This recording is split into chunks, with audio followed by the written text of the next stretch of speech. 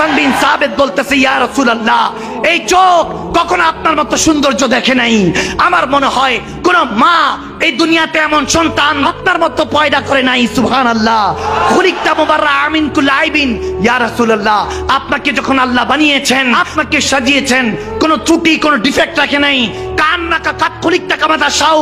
হাসান বিন সাবিত বলতেছে, ইয়া রাসূলুল্লাহ, ইয়া হাবিবাল্লাহ, মনে হয় আপনার রব আপনি যেমনটা চেয়েছেন আপনাকে তেমনটাই সাজিয়েছেন। সুবহানাল্লাহ। এজন্যই তো প্যারা নবীর ক্ষেত্রে আশিকরা বলেছেন, अब मेरी निगाहों में जचता नहीं कोई, जैसे मेरे मुस्तफा है वैसा नहीं कोई।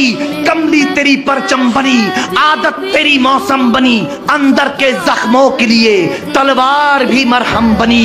मुर्दे मसीहा हो गए, पत्थर पपीहा हो गए, और ताज़ीम ने बढ़कर कहा, मरहबा या मुस्तफा, मरहबा या मुस्तफा। चिल्लाए पड़ुन, मरहबा या मुस्तफा।